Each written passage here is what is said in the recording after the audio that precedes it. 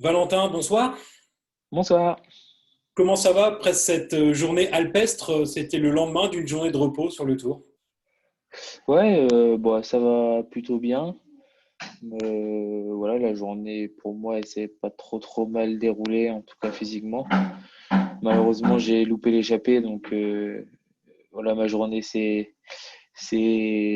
voilà, je me suis focalisé plutôt pour garder des forces pour les prochaines journées. C'était vraiment l'objectif.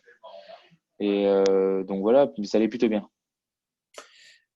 C'était l'une des premières étapes dans les Alpes. Il y en a encore deux autres qui s'annoncent copieuses. Comment tu les sens? Comment tu les prépares dans la tête?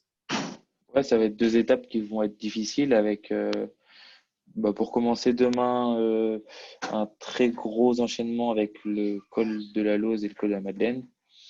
Et puis voilà, la prochaine étape, donc, enfin plutôt celle de jeudi, sera aussi très difficile avec, un enchaînement de énormément de difficultés. Et je pense que ça va être vraiment une très grosse bagarre. La nouvelle du jour pour la Groupama FDJ, bah, c'est l'abandon de David Godu. Ouais. Bon, on savait qu'il n'était pas trop bien physiquement depuis quelques jours. Comment a été accueillie la nouvelle dans l'équipe ce soir? Bah, voilà, tout le monde est plutôt triste. C'est vraiment dommageable pour David qu'il puisse bah, louper cette fin de tour, son premier abandon sur le Tour de France. Donc, bien sûr, il est très triste et nous aussi. Et après, voilà, mieux vaut qu'il arrête son calvaire, on va dire, et qu'il se soigne convenablement pour les prochaines courses aussi. S'il se sentait pas capable de continuer, voilà, c'est pour son bien. Et je pense que s'il a décidé d'arrêter, c'est forcément voilà, pour une bonne raison. Alors, ça fait un nouveau coup dur hein, pour la Groupama Ouais. FDJ. On sait que Thibaut Pinot n'était pas non plus au mieux de sa forme, hein, notamment depuis la semaine dernière. Est-ce que le moral reste bon quand même au sein de l'équipe là, pour la dernière semaine avant l'arrivée à Paris? Ouais, bien sûr, le moral il reste forcément bon parce que voilà, on est motivé. Aujourd'hui, on a encore fait une troisième place, on n'est pas très loin de la victoire, on tourne autour. Donc on espère que ça va marcher bah, très prochainement, mais ouais, on y croit en tout cas, ça c'est sûr. Du coup, maintenant, quels sont les objectifs pour ces dernières étapes? Alors, il y a les Alpes, il y aura aussi le contre-la-montre samedi jusqu'à la planche des Belles-Filles, et puis l'arrivée à Paris. Est-ce qu'il y a des objectifs là qui sont déjà définis pour l'équipe? Moi, pour l'équipe, forcément, les objectifs, ce sera plutôt de remporter une victoire d'étape. Il reste encore quelques possibilités, mais voilà, c'est sûr, ça se restera au fur et à mesure des journées. Mais on y croit encore et on va tout faire pour y arriver, ça, c'est une évidence. Est-ce que toi, personnellement, il y a des étapes que tu as cochées où tu te dis peut-être que j'aurais quelque chose à faire?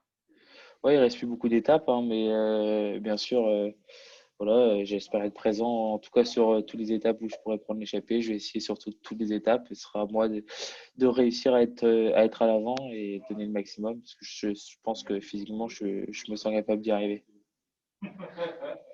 Justement, est-ce qu'il te reste des forces là? On sent qu'il y a beaucoup de fatigue hein, au sein du peloton, surtout avec cette année particulière. Ouais, Est-ce que toi, tu te sens encore les jambes pour faire des choses à l'avant de la course d'ici dimanche à Paris? ouais, bien sûr, les jambes, je les sens plutôt bonnes. En tout cas, ça va bien physiquement.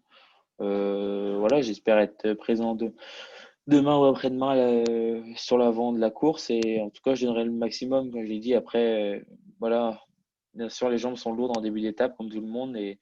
Mais ouais, les jambes répondent plutôt bien. Et aujourd'hui, voilà, ça a été une journée plutôt cool.